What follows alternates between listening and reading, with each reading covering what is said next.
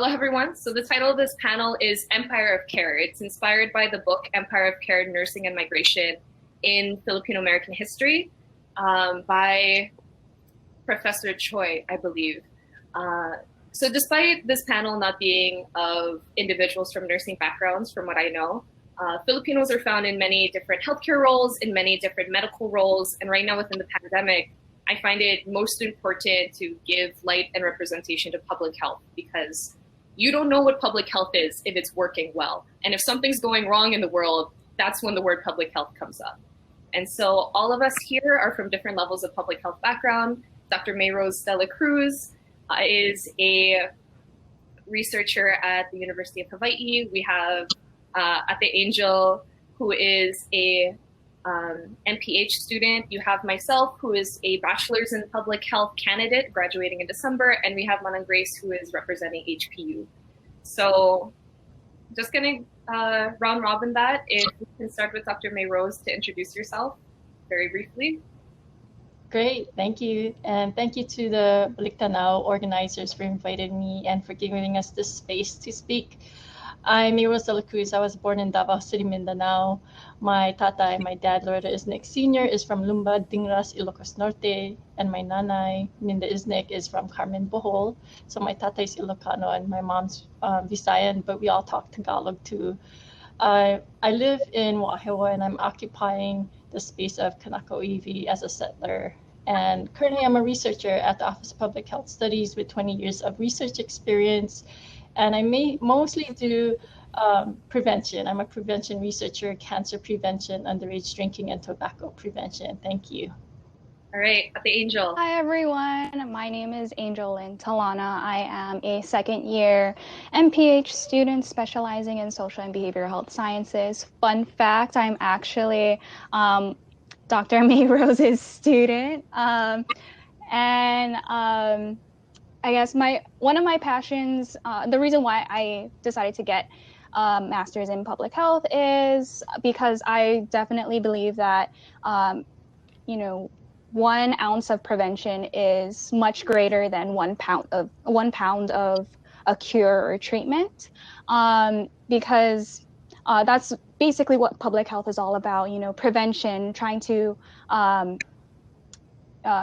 give out, health information, health education as much as possible. And, during my public health journey, I've developed a love for public health and this whole prevention aspect, and which is what I've been trying to do with my practicum, advocating for health equity, especially for our Filipino community. At least Manang Grace.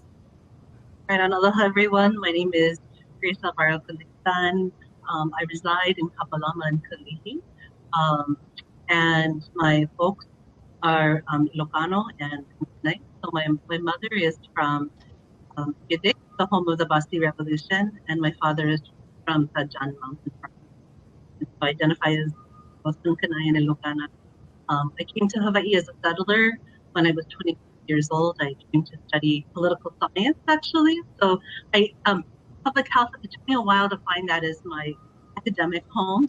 And I found it kind of in this kind of way because of all the different kinds of work that I've done in terms of leadership development, but then also in terms of early literacy development with young children at Kalihiuka Elementary School. And then I also worked as a midwife apprentice doing home birth, supporting families and being by their bedside as they went through bringing children into their ohanas.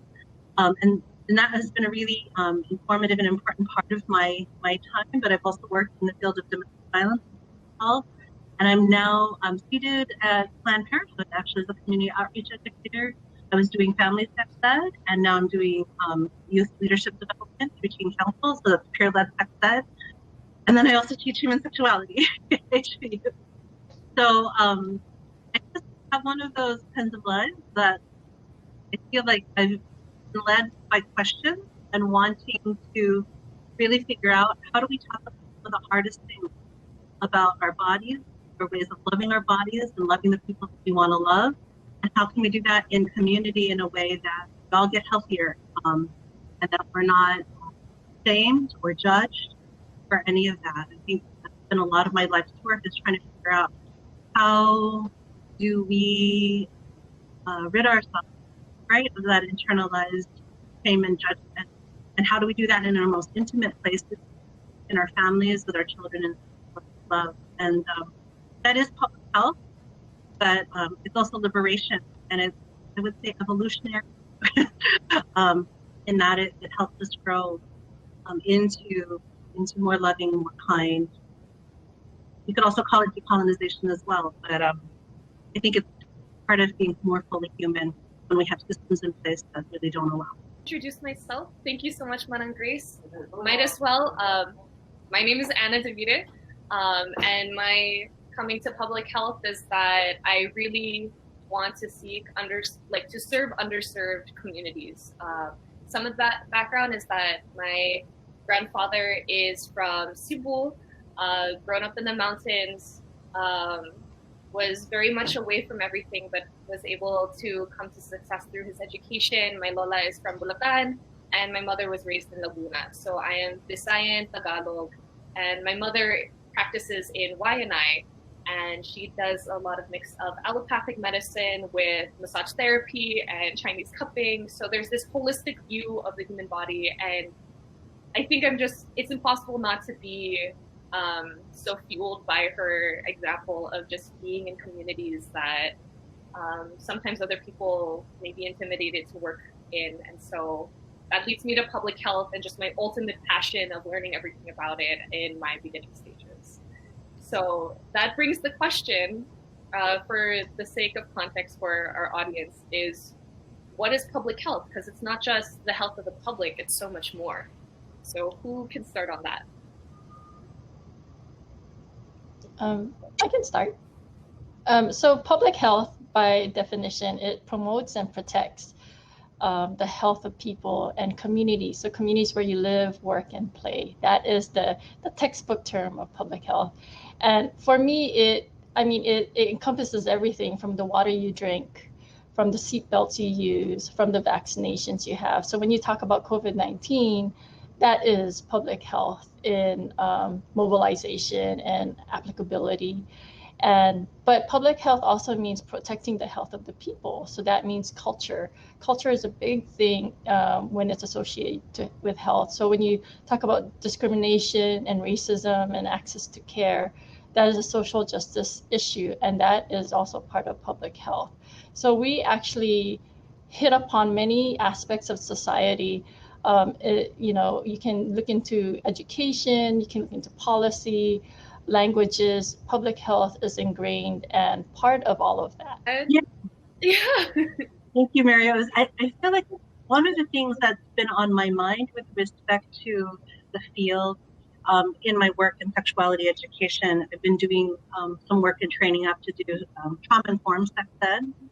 And a lot of just Western style education kind of makes us think about trauma as like these singular events and these singular things that happen to people that individually have to respond. But I sat in Nadine's presentation for a little bit, and I thought about, the ways in which shame and judgment, right, are internalized or held by systems, and the fundamental disruption of some basic needs, right? So when we think about trauma, but I'm thinking about trauma-informed sex ed, so that's my field. I think about 4 really basic needs that we all have: connection, belonging, dignity, autonomy, and agency. And what happens when we think about trauma in that way is that it basically forces people to sever their connection, whether it's with home or homeland or place, sever their sense of belonging because of lack of language, right, or being taught their language. Dignity is also robbed in some way, because dignity is only about who you are in terms of your value in the economy. And then your autonomy and agency, right? I think one of the things that I think about a lot when I think about this particular area of trauma is I think about the ways in which families have to trade their labor, right, to have a certain degree of economic autonomy. And if they, for instance, don't have family members who have union jobs, for instance, like their ability to bring children to me when I was doing early literacy teaching was right? Like they couldn't spend that extra like hour in the morning because they had to be at work, or they didn't have a predictable schedule, so they couldn't predictably be there for their. So again, when we think about public health, it's the restoration of connection, the restoration of feeling that we can belong in a place. We have dignity for being who we are, and there's a certain level of autonomy and agency to do with our bodies or be with each other in the ways that are and so that's how I see my book. We could go on and on, but maybe that's Yeah, we all foundation for the can. foundation. Yeah, maybe. Go ahead, but definitely want to hear from Angel as well. Can I add that hasn't really been said? Because like Dr. May Rose and Manan Grace has said, everything is public health. And you know, public health has been pushed to the forefront because of this pandemic, because like you said, the systems that we have in place, there's flaws, there's gaps, and you know, there's a lot of lessons that we can learn from this pandemic. How can we protect you know, vulnerable communities? What are some health policies that we need to you know, put into place in order to protect those communities? And you know, as public health professionals, we have the power to advocate for these people. And then I don't think a lot of people realize that you don't have to be in public health to practice public health. Right. You can be you know, just a normal citizen, and you know, just you have that power to share your voice, share your story, and contribute to the health of our entire community. I think that when I think about public health, and what draws me to it is that it's a systematic approach to empathy. And I say that especially looking at the social determinants of health, right? Knowing where people come from and reaching out to them at their level, trying to see why people are at the state in their lives because of their upbringing, their surroundings, that environment that they're in, what influences come into their lives, the different traumas that they may have experienced, how to navigate them through that trauma, how that affects them throughout their lifetimes. And I think that's one of the things that really brings me to public health as well, is that as much of it looks at population-based health, it's also super intimate, because those things of social determinants are through lines amongst different people and different populations and communities, where if you come from a background of, I guess, family trauma and how that can be intergenerational and brought through, if you look at how many people might experience that as an individual, it helps you understand them more. It brings a different way how you address their health. I think integrating medical side to that, if you're someone who is treating a patient, that helps you see that. I think oftentimes when you're at a doctor's office, especially, like, you could feel like something's your fault, Right. when you can really, when it might not be. And I think, but definitely going on the dignity and autonomy and agency, just since we got right into the hard-hitting things right away, I think talking about illness, despite the fact that so many Filipinos are in the health field, I think talking about illness and what happens to people, you sometimes have that mode of summoning bad energy. For example, we can't talk about death because if we do, somebody might die. There's that fear. And I think, just coming back to you, Mana Grace, is how do you navigate talking about these taboo subjects, especially sex, in a community that is so conservative? We're not all Catholic, but we're definitely very, there's a tendency to turn towards suppression in our community. Sure. That's a great question. I mean, I think one of the things that has really worked and been proven over time is the value of peer-led anything, right? When someone who shares your condition, shares your experience, is there with you, learning with you. Like, I think about, like, before I talk about peer-led sex ed, I can talk about also like this other public health intervention, which is called centering care. right? Placentarian care with pregnant patients, for instance, right?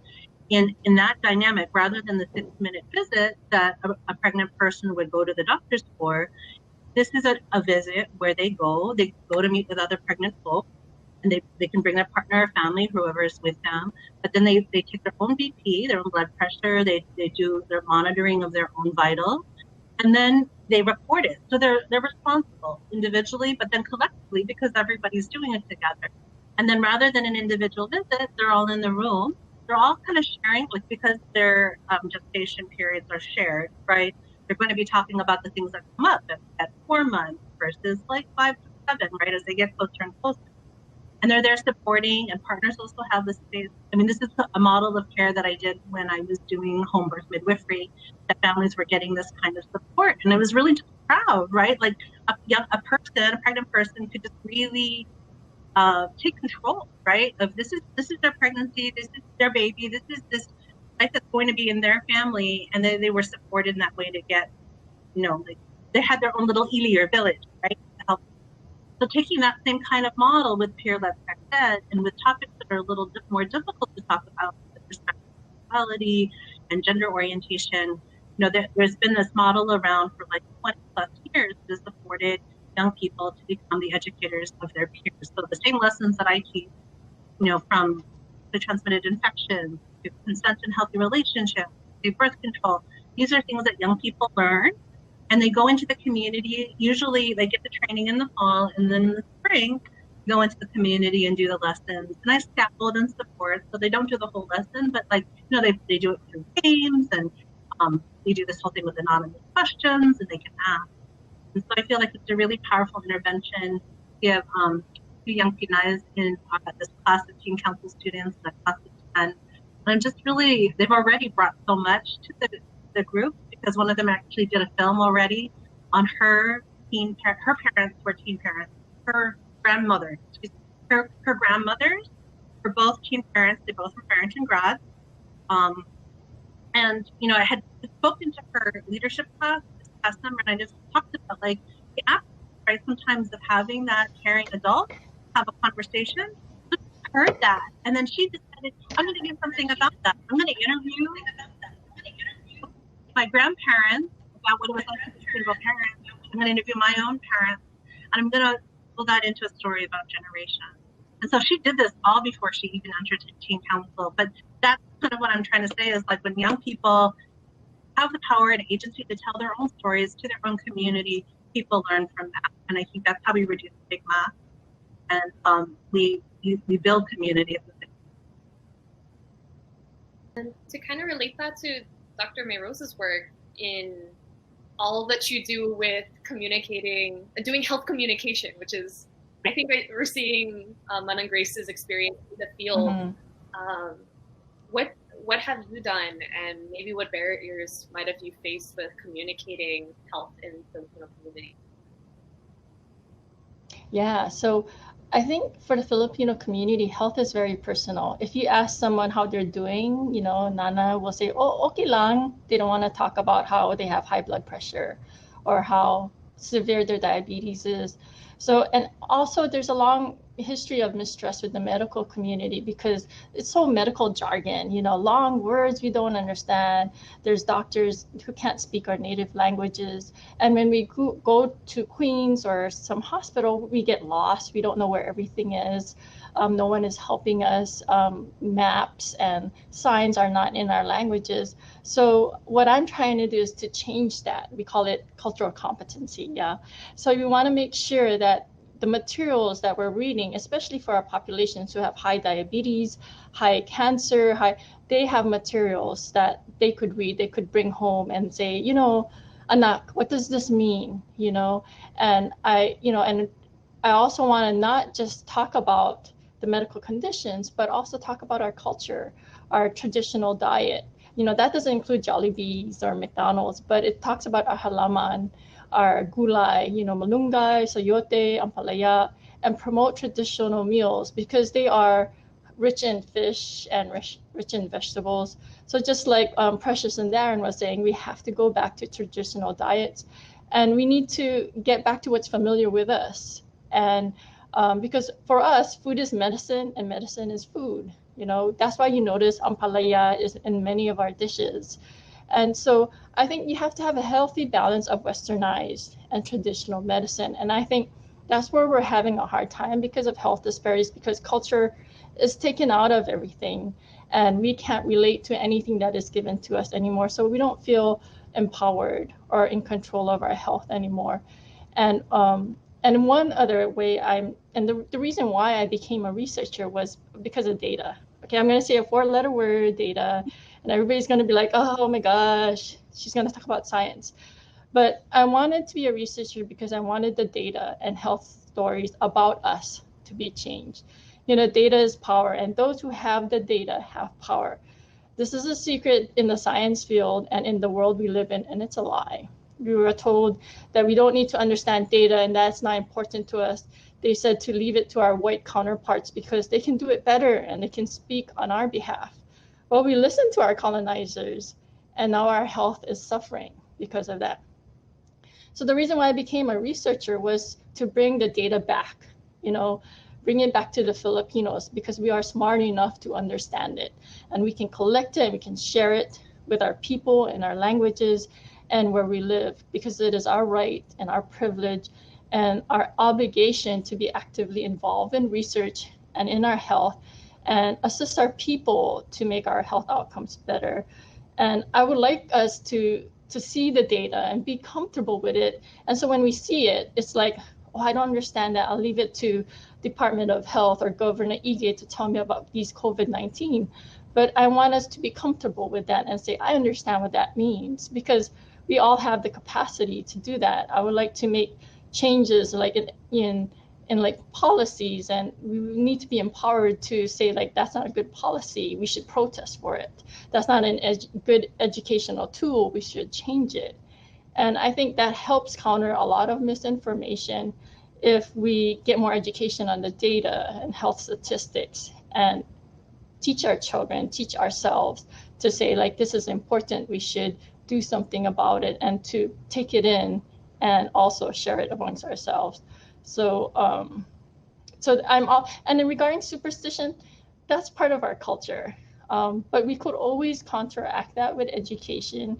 When I talked about organ donation and organ donation promotion, a lot of Filipinos was like, no, I'm Catholico, that is not my thing. But the Pope heavily endorses organ donation days. He said that's the biggest gift you can give in life. So it's just counteracting and making sure it's in our native language and making sure it's out there in our churches and our Filipino communities so that we can share that information with others. Thanks. I love that. And you touch on a lot of things that I want to bring up, and where I think especially for all of us here, there is the benefits of being Filipino in the fields that we want to go into or the fields that we're already in, is that when you look like the people that you're working with, when you have that, you know, the last names that are familiar to them, you immediately have that trust. There's that benefit there. And I think it also touches on the struggles, is that, and which I always bring up, is even though there's so many Filipinos in Hawaii, I think according to the 2010 US Census, we are 23% of the population. Even though to a degree we are a majority, still socioeconomically, we are still represented as though we are a minority. We are treated as a minority within the soft power in the culture of Hawaii. And so there is still those struggles of being of Filipino descent in our field, is where we're still fighting to be cool, even though we already are. We are. I think we're incredibly cool. And I know that Ate Angel is Dr. May Rose's student. So from that side, what are some things that you think you can add, or what are things that you want to highlight especially? I want to highlight that, just reiterating what you just said, representation matters.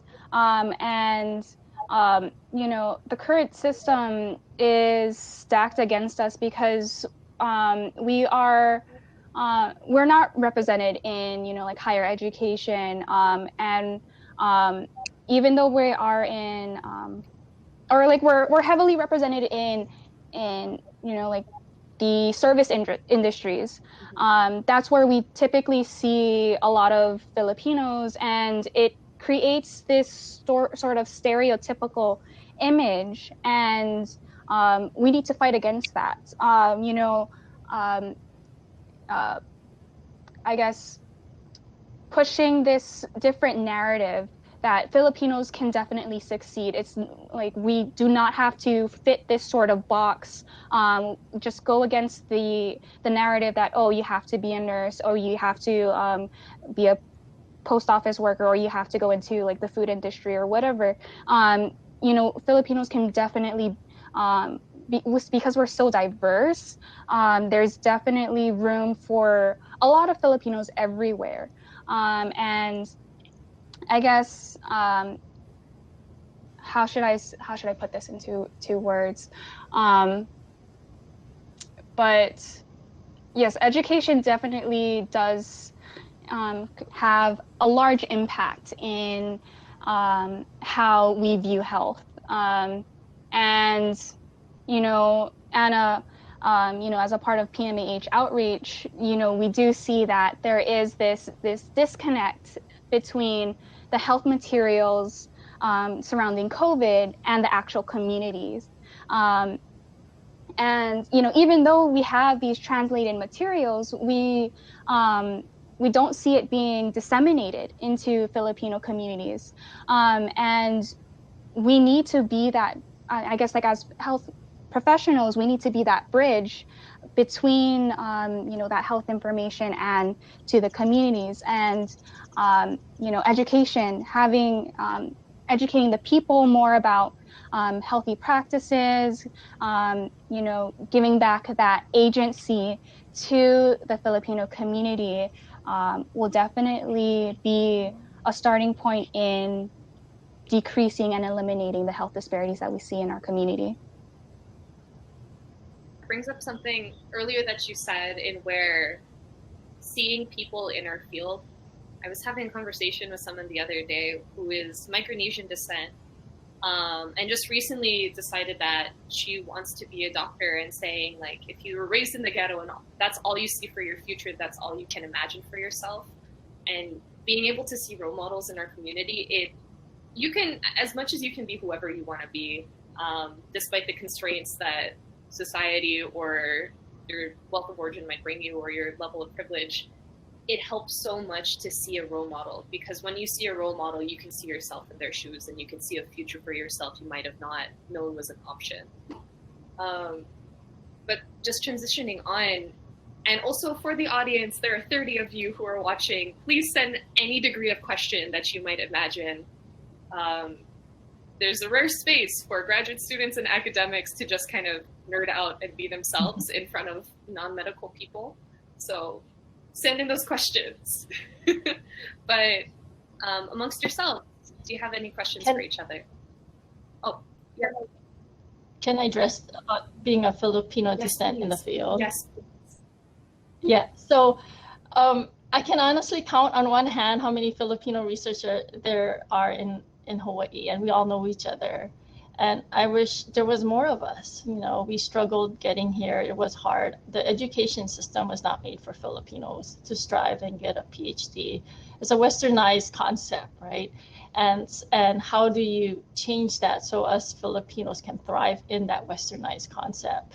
And many of us take care of family. We don't have inherited finances that perpetuates on and on and on to go to college.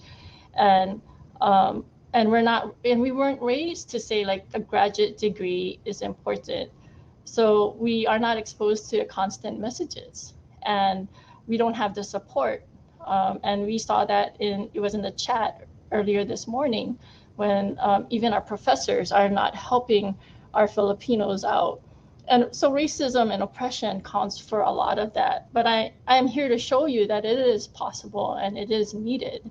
We can change this by telling our children that college is important and it is an option, and that they could be doctors, lawyers, politicians, and we need more leaders. We are not just laborers for others to use, like mentioned earlier by Nadine. And we can also speak up for ourselves. We can, when we hear something disparaged being said about our accent or what we eat, we're going to say, hey, no, that this is who I am proud. And we should learn to speak up for each other, you know, be walang hiya and say no. And what do you mean by that when you made fun of my accent? What do you mean by that when you say I shouldn't be here and I have a PhD? You know, be brave, speak up for us, because we need that now. We can't have colonizers speaking for us anymore. It didn't help us. It's not going to help us.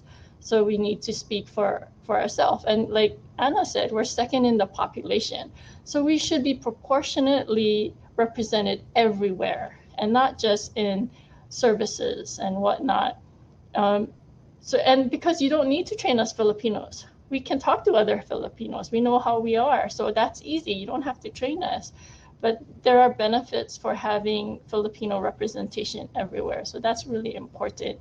And I want to see more researchers. I want to see more of you with us. We need to build our army. I relate to that so much, and especially when if all you see of Filipinos are in service level jobs. I've had experiences, even though as much of a white passing individual that I am, and I'm the most Caucasian looking in my family, when I've traveled abroad before, and when someone learned that I was Filipino, they're like, wow, your English is so good. They're like, how did you come here? Was it military? There was all these assumptions. And it was because I said, oh, thank you, ma'am. And she's like, oh, don't call me that. It reminds me that, like, of all the Filipinos that I met who are domestic workers. She said it more crudely, but it was that experience of this is all she's ever seen of Filipinos. And if that's all you see, that's all the mainstream is going to view us, which puts huge pressure on professionals. But I see in the chat, we have Miss Marianella Jacob. You are a family nurse practitioner. If you would like to jump on and ask it yourself and join the panel, I highly encourage you to join. And you can do so by the upper right-hand corner that says share video, screen and video if you would like to come on. But her question is, how do you go out there and disseminate information to local Filipinos? And how do you gather those research studies and disseminate it back to the participants? I'll take a stab at that question, or I'll try to maybe open it up in a way that we can find ourselves exploring maybe different pathways. But again, because the fields that I predominantly work in are reproductive and sexual health, and I've worked in family violence prevention and domestic violence, the need for practices, or the need for our ability to take what we know with research and shape solutions are really important. I think one of the pieces of research that was really impactful to me was in 2006 when at the time I was wearing the hat coordinator for the teen dating violence program with the Domestic Violence Action Center. And the research at that point had pointed, it was a study that was done with 86 public high school students, boys, and 105 public high school girls of Hawaiian, Samoan, Filipino, and Japanese ancestry. What was lifted out of that study was that it showed that Filipino youth showed a stronger relationship between psychological dating violence victimization and parents' reported tendency to harshly punish. So, in other words, if Filipino youth had come from families where there's harsh patterns of discipline, the more likely they were to be involved in psychological dating violence. Now, as someone who was sitting and had kind of the coordinating capacity to work across the islands to address dating violence, how were we going to take that piece of information and shift?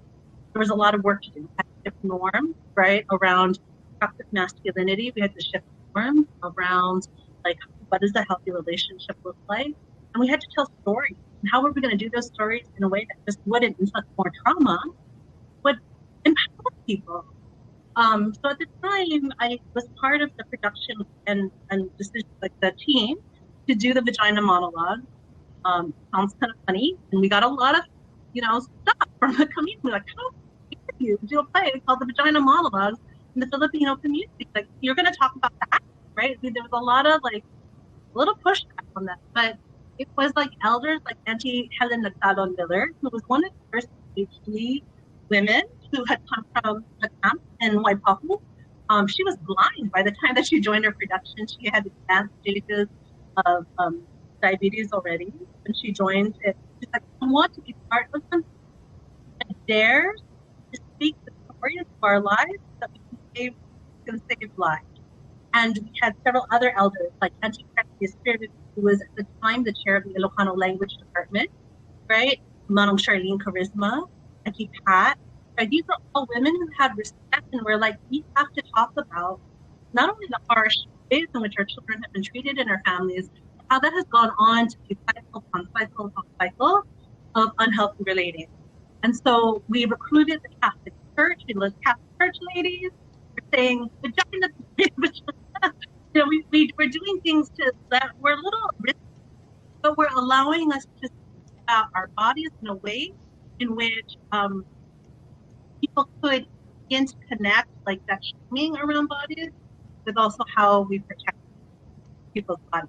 So I'll also be very explicit about one of the monologues had to do with the comfort women and the ways in which women in the community during World War II were conscripted into sexual slavery during Japanese occupation. And there were some women, the younger women in our crew, who had never known about that experience. And then some women who had never been able to tell the story. It just was never spoken of. And that was one of the most powerful experiences, because we had young people who were like early 20s to like 70s to 80s breaking silence together. And I just want to say that when I talked about trauma earlier, about connection, belonging, dignity, autonomy, all of those things, if they've been lost, are recovered when we're in group together. And so that for me was a moment of practice, a moment when we took research, a moment when we decided to act, tell stories together, to shift things. Those are single kind of one-shot deals of intervention, and we need the kind of level of intervention that's regular and routine, done maybe like with peer educators or like super aunties that I know that like the KKV Health Center has, or a lot of like folks who, you know, ride many, or they hold many hats, right? They're able to do the data, or they can understand the data, they get it, but they also are in this space where they're doing the food production and they're doing the food dissemination and the math dissemination at the same time. They're having conversations and making sure that one family member, the woman who's working 2-3 jobs in the hotels, is not isolated, right, and is getting some support with her family, right? Those are the kind of day-to-day ways in which dissemination. I hope that's helpful. Oh no, it especially in addressing Jacob's question, but that's super powerful to hear. I think I was raised in a household of all women. Sorry to call out my mother, but it's myself, my grandmother, and my mom. And so they were all menopausal by the time that I hit my own menstruation. So there was already that large disconnect in being able to tell those stories. But even as close as we all are in our household, like we don't ever talk about those things, especially because it's all single women in one house. And where discussions about sex and discussions about just the body aren't something that is as easy to come by, despite the fact that it is such a strong matriarchal household. I would have loved to have been there and to attend that event. Do we have any more questions from the audience? If not, I'll turn it back to the panelists to ask questions amongst themselves. Can I address the research studies to that? I think that's a great way with Grace to get it out there. With my research, I do CBPR, community-based participatory research, and my way of thinking, and many of us who are trying to practice this research, is to always start with the community first. So you know, if you're going to do a research project or if you have an educational tool, it's not going to come out of left field and be like, oh, who is this and why are they asking? So before I get a grant proposal or grant application, I always, you know, for us, we created Filipino Underrepresented Scholars Organization, it's PUSO, and we asked them, what are the main health issues for Filipinos? And it's no surprising, diabetes, heart attack, stroke, and access to healthcare. So we already know that, but we want to make sure we had to, the community had to tell that to us. So we had like 400 Filipinos tell us that. And then now we can pursue grants that way. And once we pursue grants, we will always go back to a community. Is this the right grant? Is this, what intervention would you like? And then once we get the data, they'll help us collect the data, recruit other individuals, and we'll go out into churches, community health centers, where Filipinos are. You know, Filipinos are not really here in my lab. This is my lab, hanging out. They're out in the community. So we want to make sure we integrate at every aspect of research and making a developmental tool or educational tool that they're there in every way. And in the end, you want to disseminate it. And I've done this before where I gave the publication, which is the gold standard in academia, right? The published article, but you also want to give findings and you want to do a report to a community. So I've gone back down town hall meetings, go to churches, educate the pastors, educate the nurses, educate everybody about the data so that they could say it and share it, because in the end, the community owns that data. And that is not the typical way we do research, and it should be. That we have to integrate culture back. And I want the chismis to be about, oh, did you know diabetes is this? And you can eat kalunggay. And that's the chismis I would like to hear too about our health. We need to own that back. So I think before we disseminate the information, it should be the community who dictates how we're disseminating it and why. And that's a huge and ethical question too. That's part of why we have IRB, is that we have a history of minority communities that are misused in data or who were sought out inappropriately and were not involved in that process after data was collected. And I wanted to ask, since I've heard you speak several times before about not misusing the community. And so I'm curious if people before, when you started entering into the field and you started to meet potential participants, were you faced with disgruntled individuals who felt used? Wow. I can definitely say yes. Oh, yes. My parents, they have, like Dr. May Rose says, they have that distrust of, you know, scientific articles or, you know, like the World Health Organization, because they felt like that they have been misrepresented in a lot of the studies that has been published. And, you know, like a lot of articles that I have come across, you know, they say, oh, like the reason why Filipinos have high blood pressure was because they always, you know, they always eat bagoong or patis or like very high salty foods. And then that's it. There's no other explanation. They don't take into consideration as in like the acculturation of being an immigrant in America and, you know, like the implicit racism that they've experienced, you know, while being an immigrant. So there's a lot of different aspects that goes into one's health that hasn't been really talked about as much. And, you know, that's why we need a lot more Filipino researchers, like Dr. May Rose has said, in order to share our stories. Hey, no, that's not it. Really, what a lot of Filipinos are feeling is that they just don't have that trust within with researchers as much. And, you know, being Filipino, we can bridge that gap, saying, hey, auntie, or hey, nanang, how are you, what are your problems, what do you find is the biggest problem that you are experiencing right now in terms of your health, or just having that normal conversation with them, and building that trust is the most important step in terms of addressing healthcare disparities. And then, oh yes, I'm so sorry. Yeah. Go ahead.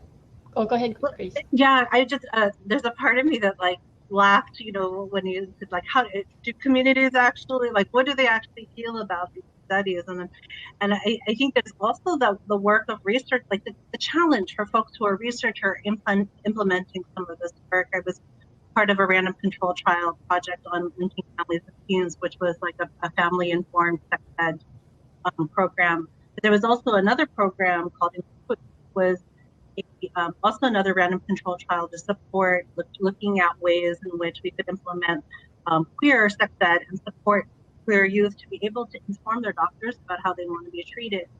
And so I think some of the things is like we have with both of those studies, we had to look at like what was the data really telling us, about what really supported, like, so on the one hand, with the Linking Families and Teens study, what it was telling us is that we weren't able to reduce pregnancy rates, but what we were able to do was strengthen connections between parents around having conversations. So that felt like a good outcome.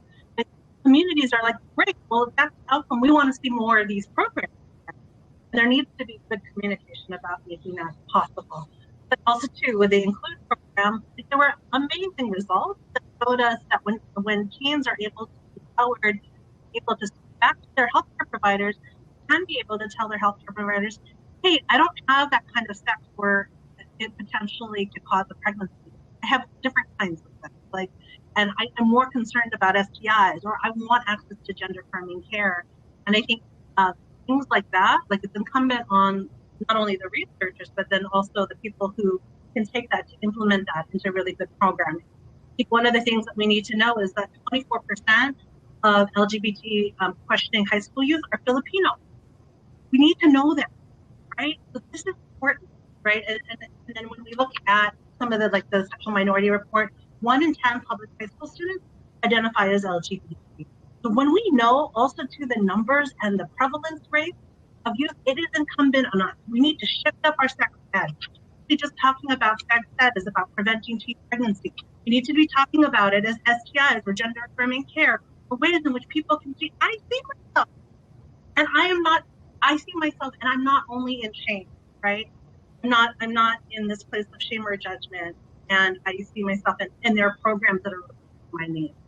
So I think that's the piece, right? I think we'll see communities trust research more when we see that it results in good policy and good program that says, I see you.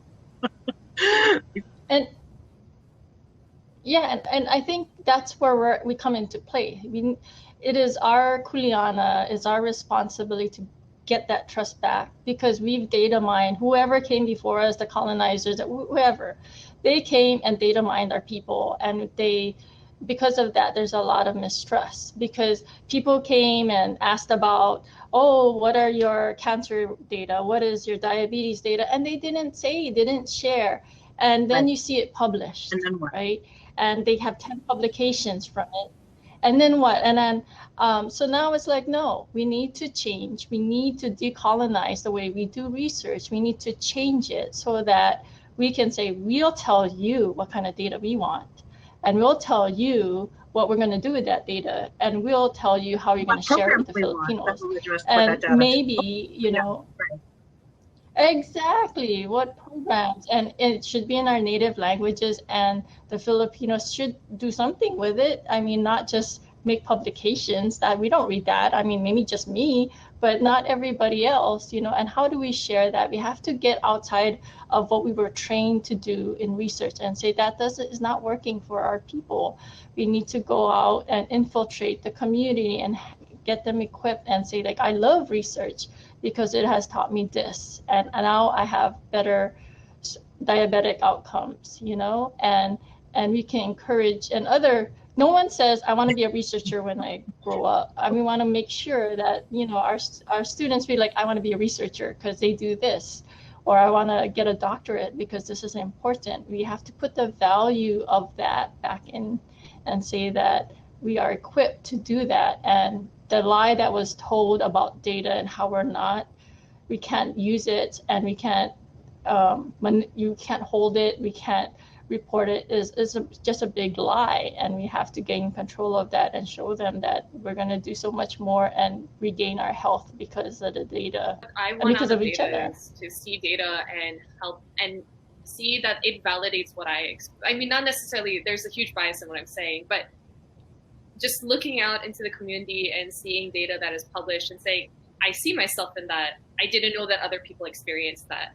And especially with the data that you brought up, Manang Grace, with LGBT Filipino youth, you know, it's so important. I didn't, you know, I just had that moment of, wow, there's more, there's more of us, you know, in the community. And having that personal relationship and knowing that it can snake back to us, or we as community members can navigate what we need to know more about ourselves.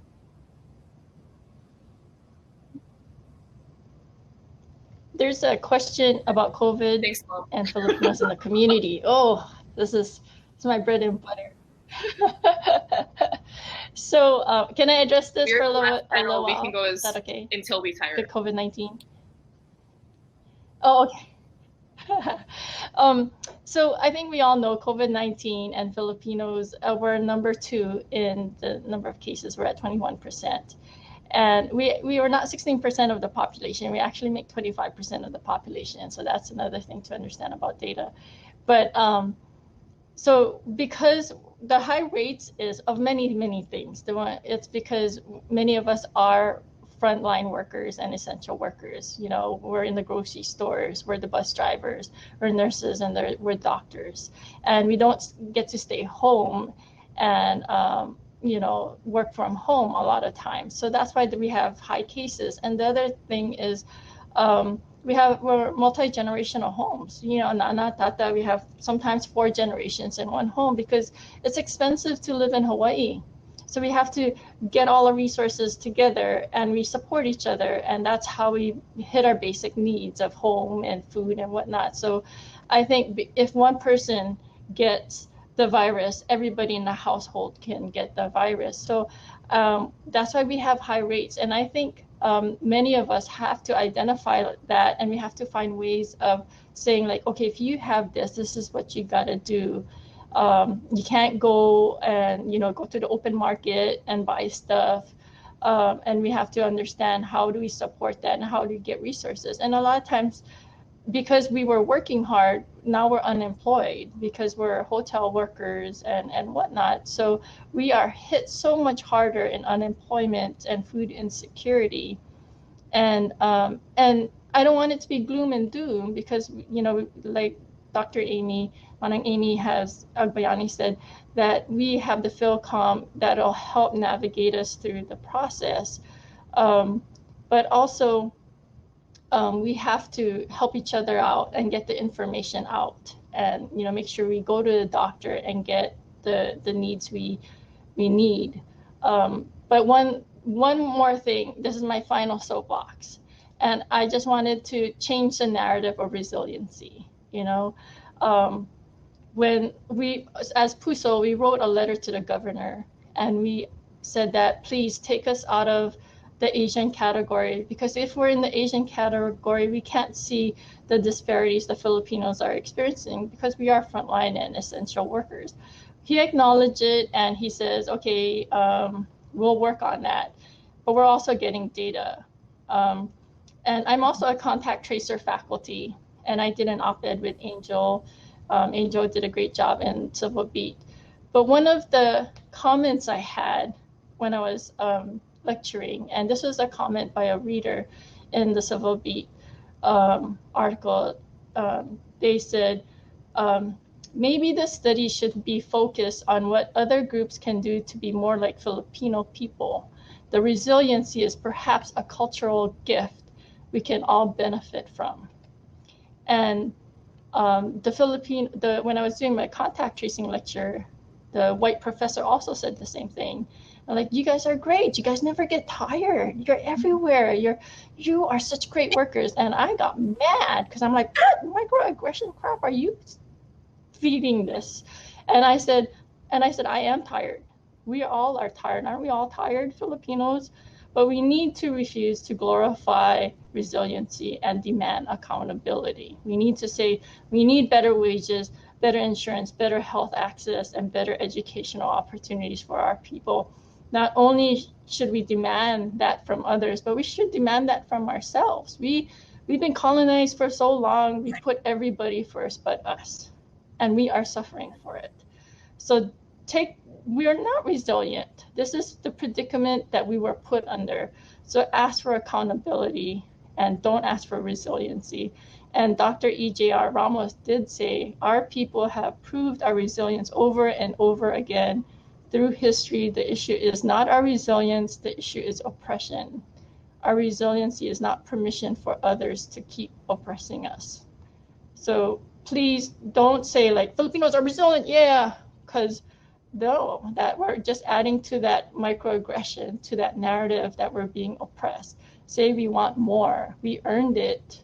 As we're great contributors to society in the diaspora. So that's my soapbox. Not the way I downloaded that. Sorry. The way that I sometimes say it is that allowing yourself to be abused shouldn't define that you're a good person. It's a call that you should demand more and that you should ask for more, and it's okay to ask for more, especially when we come from such a background where it's like, oh, it's fine, with the most meager of offerings from society. And Manang Grace and Angel, I saw huge reactions from you guys. I'd love to hear what you got to say.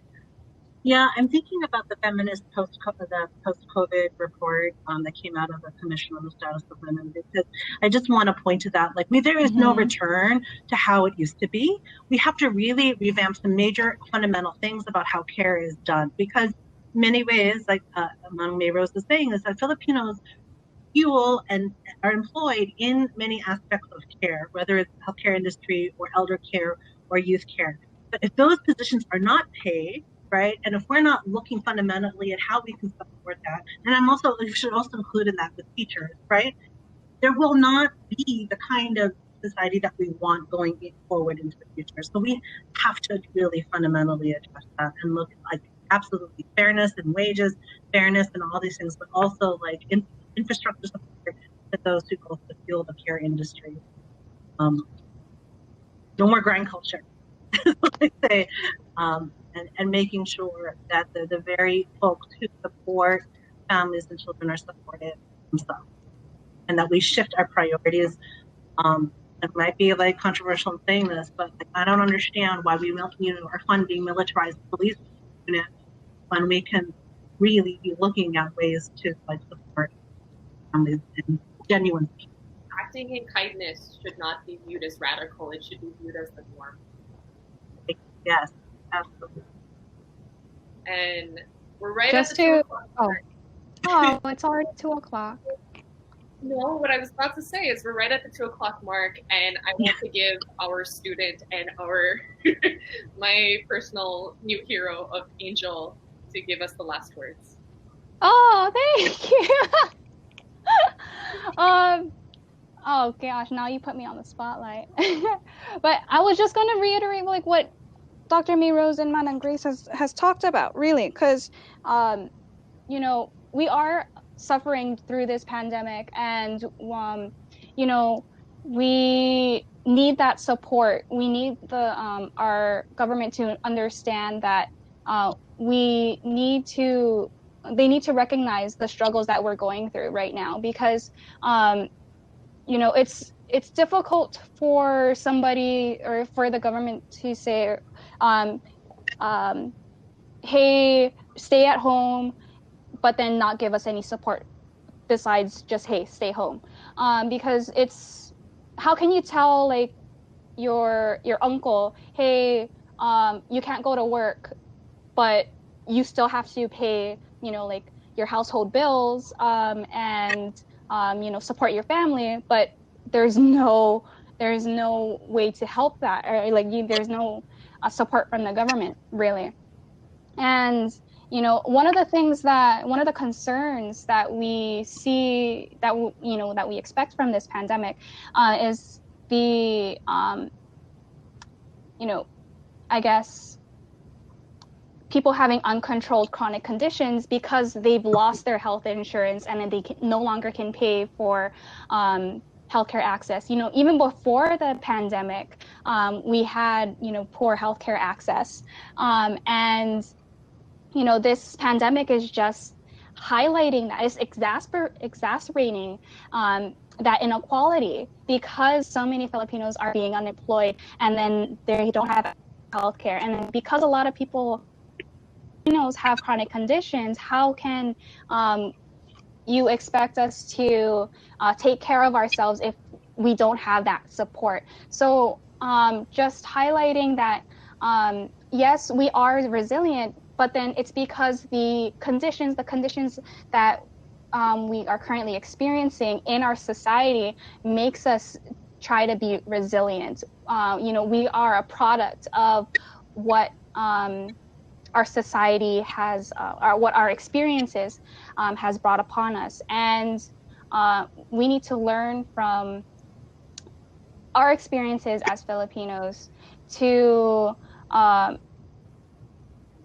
recreate that narrative, and bring back agency to the Filipino community.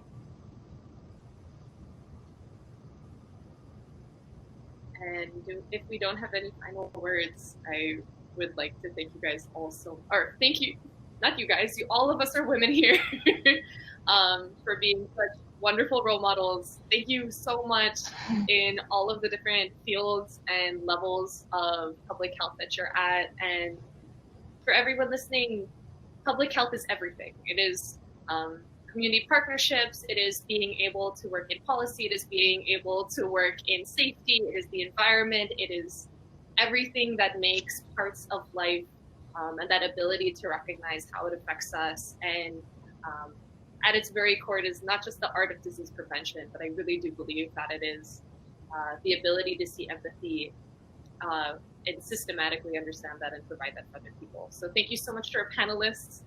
I am so honored for Manang Grace, Ate Angel, Dr. Mayros. Maraming salamat. Oh, do it. Can I say one more thing, Anna?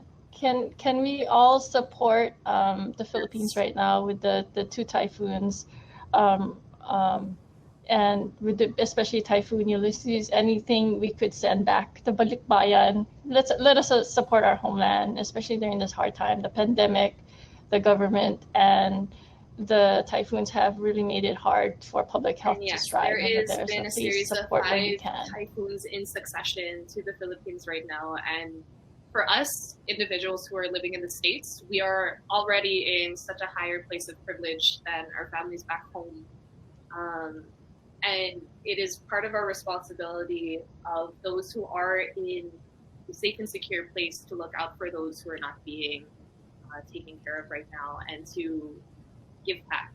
We're not obligated to, but as people, it is good to give, and it is good to look back. So thank you so much. We are in our program. Have a nice day.